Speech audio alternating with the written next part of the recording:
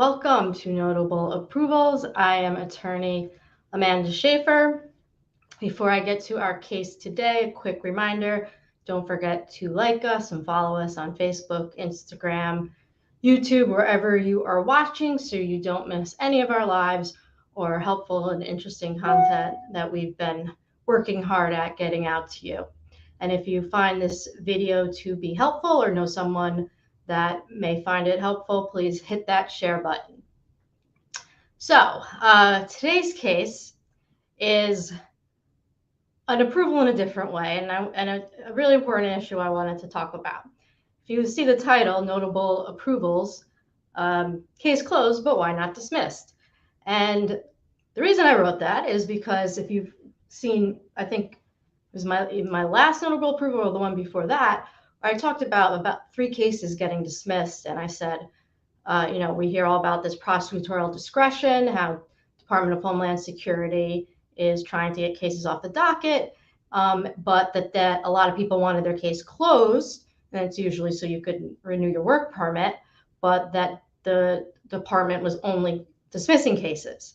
Well, we had the opposite happen in this case, so that's why I really want to talk about, even though the case isn't over yet. The dismissal cases technically aren't over yet either. Oh, gotta mute that. So I wanted to just talk about this case a little to let people know that I guess administrative closure is still possible. When we make our PD requests, we can ask for both. And I mean, I had just asked for dismissal in this case, and they came back and said administrative closure. So let's get to the case.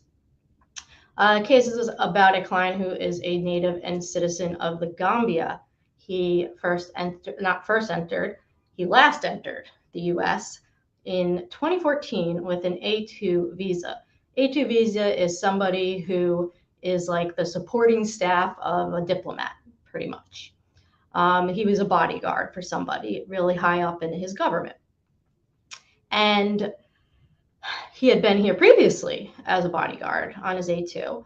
And then when he had gotten back, the last time he had been back in his country, there was a failed coup attempt to take over the government. And not the person he was a bodyguard for, but his former boss was accused of being part of this failed coup. And he would visit his former boss in jail, and the guy was arrested, tortured, convicted, and basically because they saw him visiting him, they decided that he was a part of the failed coup attempt too, put out a warrant for his arrest, jailed him for a little, tortured him for a little. He was bailed out, was supposed to go back to court, and he fled the country. He still had his visa, so he came to the U.S. He did timely file for asylum. So within a year of his entry, he filed for asylum. And his case was referred to the immigration court. It took, back in 2014, cases were taking like 3 years to get asylum interviews. So we waited a while to get into court. Now, this whole time, we didn't represent him. I'll tell you when we started representing him, we weren't representing him yet. So I'm not sure what happened in court all those years, but what I do know is that he had a pretty strong asylum claim at the time. The problem was when he finally came to us and other things happened, which I'll talk about, the country conditions had changed. There was a different government, because remember, we're talking about 2014 and now we're in 2022. So basically in 2021, after he was already put into removal proceedings, he married a U.S. citizen, and she filed an I-130 petition for him. And like so many of our cases that we see come through our door, where there's issues in the marriage, his wife, unfortunately, started to become abusive.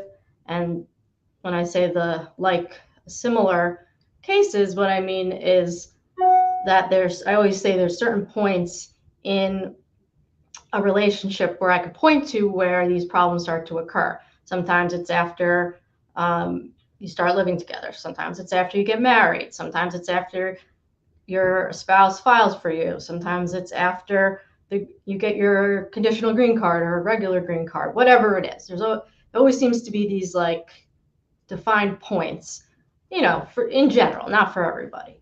But anyways, I'm not going to get into the merits of his VAWA claim at this time, because that's not the point of this notable approval to talk about. But he filed for his VAWA in, I think actually originally March of 2022, but it took them 2 months to give him a receipt notice.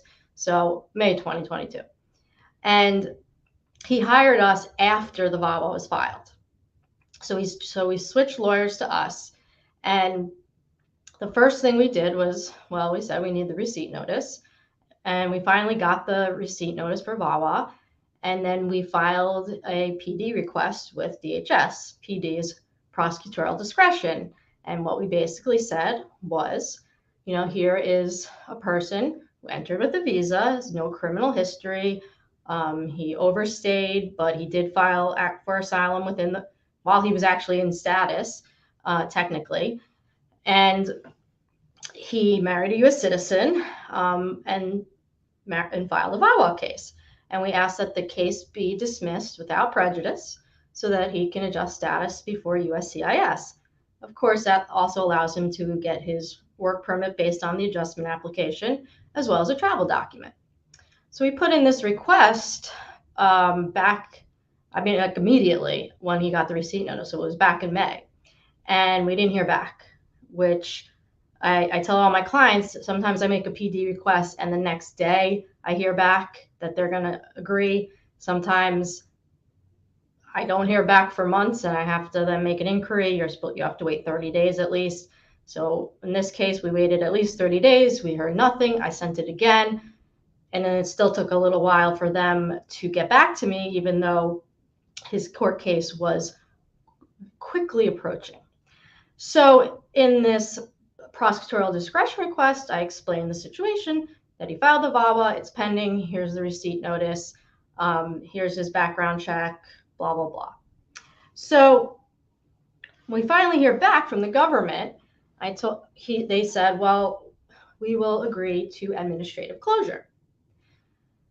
And I was like, that's strange, because I literally, not even a year ago, earlier this year in January, I had made the same exact request for another client who had a pending VAWA I think I made the request to close her case or dismiss it. I think she didn't care either way. And they said, we're not closing cases. We are only dismissing cases. And the reason why is this is it's partly politics. If you have a pending application and your case is closed, if you have a work permit based on it, such as an asylum claim, then you can continue to renew your work permit when your case is closed. You just don't have a future court date. And it's easier for either side to get you back in court. It's a motion to recalendar. When your case is dismissed, any application you have pending before the court is no longer considered pending. So if, for example, you had a work permit based on an asylum application, it would no longer be valid and you can no longer file for renewals. So depending on your situation, there are reasons why you want to have your case closed versus dismissal, but it's really up to DHS, not up to us. We can agree or not agree. And unfortunately, the judge's hands are tied too, because like I said, it is called prosecutorial discretion, which means that it's up to the prosecutor, who's DHS, to make this decision, not the judge. And if both sides don't agree, the judge can't do anything. So I wrote back to the trial attorney and I said, just to be clear, we requested dismissal, not closure. And I said, in this case, my client really would like to get a travel document. His father, and I provided her this documentation. By then we had the prima facie determination, which means that he hit the minimum requirements for VAWA, to process the VAWA, which is a good thing. It's the first step. After you get the receipt notice, they do the checklist to make sure you have one of each piece of documentation. So it showed it was like a bona fide application. And I said, his father, I gave the death certificate, died 2 years ago, and his mother is really sick and he wants to go see her before she dies. And I provided a letter from the doctor, and I sent this back to the TA, and I said, will the department consider dismissing it? And she literally wrote back, administrative closure. I was like, okay. So I said to my client, I'm going to bring this up to the judge, tell the judge exactly what occurred between us and the department, and see if, sometimes the judges push the TAs to dismissal, just like sometimes they push us to dismiss a case. And maybe that will happen and we'll get lucky. Otherwise, the good news is that it doesn't change anything in the sense of your ability to apply for a green card, because you can file the green card application now. It's just a matter of, do you file it with USCIS or the court? If you're in court, you have to file it with the court. But the biggest difference for him was the travel document. In fact, he has a work permit from the asylum application, which is renewable, as well. He can apply for another work permit based on the green card application when he files. And the other big difference is when you file to renew your work permit based on asylum, you have to pay a filing fee each time. But if you're renewing an adjustment based work permit, so a work permit that you file for based on your pending green card application, there is no filing fee for renewals. So, those can be very important differences for people. But a lot of my clients who have pending asylum applications that aren't strong, or, there's been some change in circumstances or country conditions, they never want their cases dismissed unless they have another avenue of relief, because now they lose their ability to work legally, which is kind of why I've talked about this before, that it was very confusing why the department only wanted to dismiss cases, other than we know they wanted to get the cases off their docket. Technically, a case that is administratively closed isn't out of court. It's still in court, just no future hearing date. So we went up before the judge, and the judge asked me to explain what our conversation was with DHS. And I explained that we were exactly what I just explained here. We requested dismissal. And as far as I know, the department's only granting dismissals. They're not agreeing to administrative closure unless it's really more of like a short period of time that you're waiting. And honestly, I'm not really sure the difference for them between a continuance and a closure when you ask the case to be continued to a further date. But I was literally in a master calendar hearing where there's like 50 people there, 50 cases that were picked out by DHS to dismiss, and they're doing like these mass dismissals. And the judge said, anyone who is good with dismiss, like if your client's okay with dismissing it, type in, this is on WebEx, type in their A number and you can leave. Case dismissed. And if you want administrative closure, then you need to stay, because I need to know why. And if you don't have a good reason why you want administrative closure, I'm not closing the case. So you're either going to agree to dismissal or go forward with your individual hearing. So I explained to the judge how we requested this, and they came back and said administrative closure only. And I said, like I said, I was confused. I wasn't really sure why that was the case, but nonetheless, that is what the conversation was. And if DHS will not consent to dismissal without prejudice, then we will consent to the administrative closure. The judge confirmed with the trial attorney that was our conversation. She asked the trial attorney, are you opposing dismissal without prejudice? She said, yes, but we will not object to administrative closure. So then I said, okay, then we agree to do administrative closure, and the judge granted it. So now the client is going to, and another important thing, this I've never had happen before. Not only did the judge grant administrative closure, but one thing DHS did agree to do, which I've never had them agree to do before, is they said they were going to contact the Vermont Service Center, which is where all the VAWA applications go and are decided, to expedite this case. Will it actually get expedited? Well, it all remains to be seen. I've had them, I think, one other time. Like, I've had one case where like an I-751 was pending forever, and it wasn't with USCIS, I don't think.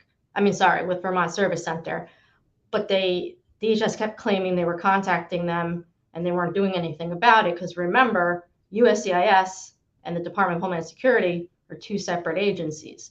So they can ask them to do something, but they can't demand that they do something. So that's why the closure is going to be now for an indefinite period of time until we either get a denial or an approval, basically. Once we get the approval, the judge did say, and DHS agreed, that we can file another prosecutorial discretion request to dismiss, and it will be reconsidered. And then I was talking to my client after, and I said, I went through your file again, and I was trying to figure out why they wouldn't dismiss it. Was it personal to him, or was it just did they change their policy? Because that happens plenty, and they don't necessarily tell us. And I couldn't find it. I completely forgot about his asylum application, because that in our minds has been out of the picture for months. And I was like, maybe they thought it was a fraudulent asylum application. I was like, no, I remember we talked about this. It actually is a good asylum application, but the issue was the country conditions. He has no criminal history. There's no indication of any fraud or misrepresentation or any other inadmissibilities. And all DHS said to me was that there wasn't an approved marriage petition or I-130, and there wasn't an approved VAWA, and that's why they wouldn't dismiss it. Which again, in all these other cases, like that I have pending I-130s, pending VAWAs, even if I ask them to close it, they'll say, no, we're only going to dismiss it. So who knows? It led me to believe that it wasn't personal to him. It could have been this trial attorney. I don't know. But regardless, my client at least can rest easy knowing he doesn't have a future court date, and that in all likelihood, once his VAWA is approved, we're going to file a motion to recalendar and dismiss, hopefully a joint motion, because I'll first make a request for prosecutorial discretion. So if DHS joins us, it will definitely get dismissed, and he can file for the green card now. He could file for it when the VAWA is approved. I've told him, either way, doesn't make a huge difference timing-wise, except we don't love filing the green card application with the court when we're going to seek dismissal, because the court has to transfer your file to USCIS, and that can take a while. And if any of my clients out there are watching and listening to this and are in that situation right now, you know what I mean. We don't have much control over how quickly the court transfers the file. So overall, this was an oddball case that I wanted to talk about. Just an oddball based on the last few months. I mean, administrative closure makes sense in the sense of, well, they want to make sure the petition's approved before they dismiss it, but they've been dismissing all these other cases and have absolutely refused administrative closure. So, maybe the policies change. I'll keep all you viewers out there updated when I have another one and I know more. But they seem to go case by case. Different things keep happening, and I guess my best advice out there is that if you're in a position where you think that your case should be closed or dismissed, then contact us today. Our contact information is scrolling across the bottom of your screen, because it doesn't hurt to make the request. It literally cannot hurt you to make the prosecutorial discretion request. Worst case scenario, the government says no to both. But if you don't ask, they're supposed to identify cases. I've only had one case so far identified out of my hundreds of cases that are pending. So I don't rely on them for that.